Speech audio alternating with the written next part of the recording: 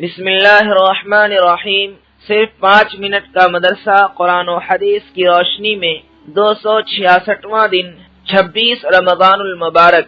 Number 1، اسلامی تاریخ۔ غزوہ احد۔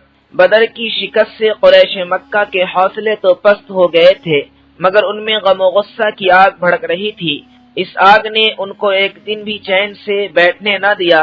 1 سال تو انہوں نے کسی طرح گزارا، مگر اگلے ہی سال سن 3 ہجری میں 3000 آدمیوں کا ایک بڑا لشکر مکہ سے روانہ ہوا اور مدینہ پہنچ کر احد پہاڑ کے پاس اپنا پڑاؤ ڈالا۔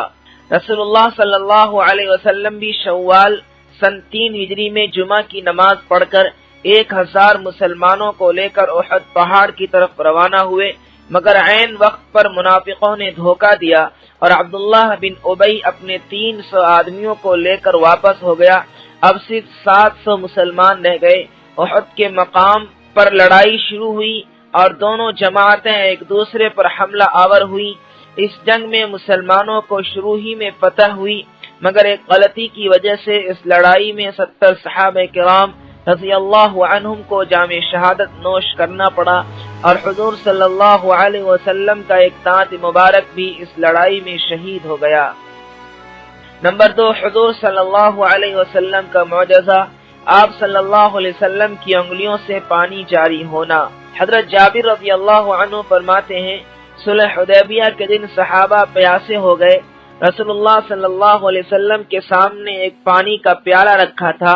آپ صلی اللہ علیہ وسلم نے وضو فرمایا، پھر بچے ہوئے پانی کی طرف لوگ لپکے۔ رسول اللہ صلی اللہ علیہ وسلم نے پوچھا، کیا ہوا؟ انہوں نے عرض کیا، نہ ہمارے پاس پینے کو پانی ہے اور نہ وضو کرنے کو، بس یہی پانی ہے جو آپ صلی اللہ علیہ وسلم کے سامنے رکھا ہے۔ آپ صلی اللہ علیہ وسلم نے اپنا ہاتھ پیالے میں رکھ دیا، پانی آپ صلی اللہ علیہ وسلم کی انگلیوں میں سے چشمے کی طرح ابلنے لگا۔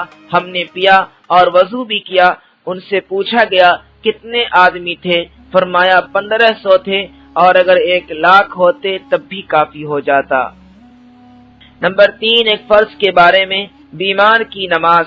رسول اللہ صلی اللہ علیہ وسلم نے فرمایا، نماز کھڑے ہو کر ادا کرو، اگر طاقت نہ ہو تو بیٹھ کر ادا کرو، اور اگر اس پر بھی قدرت نہ ہو تو پہلو کے بل لیٹ کر ادا کرو۔ فائدہ، اگر کوئی بیمار ہو اور کھڑے ہونے پر قادر نہ ہو تو رکوع و سجدہ کے ساتھ بیٹھ کر پڑھے، اگر رکوع و سجدے پر بھی قادر نہ ہو تو اشارے سے پڑھے، اور اگر بیٹھ کر پڑھنے کی طاقت نہ رکھتا ہو تو لیٹ کر پڑھے۔ نمبر 4، ایک سنت کے بارے میں، بیوی سے ملاقات کے وقت کی دعا۔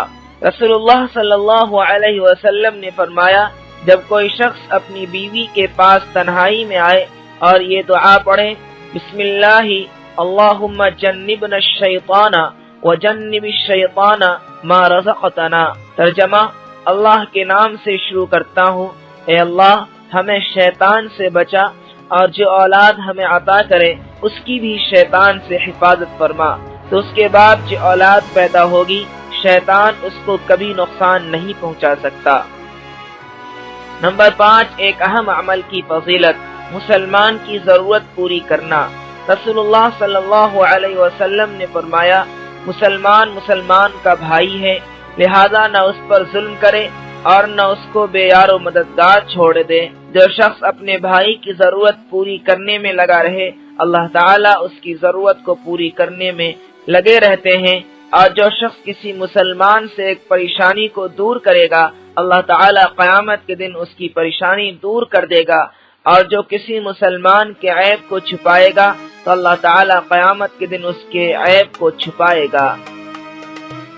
نمبر 6، ایک گناہ کے بارے میں، ناپ تول میں کمی کرنا۔ قرآن میں اللہ تعالیٰ فرماتا ہے، بڑی بربادی ہے ناپ تول میں کمی کرنے والوں کے لیے، کہ جو لوگوں سے کوئی چیز ناپ کر لیتے ہیں تو پورا بھر کر لیتے ہیں، اور جب لوگوں کو کوئی چیز پیمانے سے ناپ کر یا وزن کر کے دیتے ہیں تو اس میں کمی کر دیتے ہیں۔ نمبر 7، دنیا کے بارے میں، دنیا کی محبت۔ قرآن میں اللہ تعالیٰ فرماتا ہے، یہ لوگ دنیا سے محبت رکھتے ہیں اور اپنے آگے آنے والے ایک بھاری دن کو چھوڑ بیٹھے ہیں، یعنی دنیا کی محبت نے ایسا اندھا کر رکھا ہے کہ قیامت کے دن کی نہ تو کوئی فکر ہے اور نہ ہی کوئی تیاری ہے، حالانکہ دنیا میں آنے کا مقصد ہی آخرت کے لیے تیاری کرنا ہے۔ نمبر 8، آخرت کے بارے میں کافر و گنہگار کو قبر میں عذاب۔ رسول اللہ صلی اللہ علیہ وسلم نے فرمایا، اللہ تعالی گنہگار اور کافر پر قبر میں 70 اژدہے مسلط کر دیتا ہے۔ اگر ان میں سے ایک بھی اژدہا زمین پر پھنکار مار دے تو قیامت تک زمین کچھ بھی نہیں اگائے گی۔ قبر میں قیامت کے دن تک وہ اژدہے اسے نوچتے اور ڈنک مارتے رہیں گے۔ نمبر 9، طب نبوی سے علاج، گردے کی بیماریوں کا علاج۔ رسول اللہ صلی اللہ علیہ وسلم نے فرمایا، پہلو کے درد کا سبب گردے کی نس ہے، جب وہ حرکت کرتی ہے تو انسان کو تکلیف ہوتی ہے اور اس کا علاج گرم پانی اور شہد سے کرو۔ فائدہ، گردہ میں جب پتھری وغیرہ ہو جاتی ہے تو کولہوں میں درد ہوتا ہے، بلکہ اکثر اسی درد ہی کی وجہ سے بیماری کا پتہ چلتا ہے۔ اس کا علاج آپ صلی اللہ علیہ وسلم نے یہ بتلایا کہ گرم پانی اور شہد ملا کر پیو۔ نمبر 10، نبی صلی اللہ علیہ وسلم کی نصیحت۔ رسول اللہ صلی اللہ علیہ وسلم نے فرمایا، اللہ تعالی رات کے آخر حصہ میں بندہ سے بہت زیادہ قریب ہوتے ہیں، اگر تم سے ہو سکے تو اس وقت اللہ تعالی کا ذکر کیا کرو۔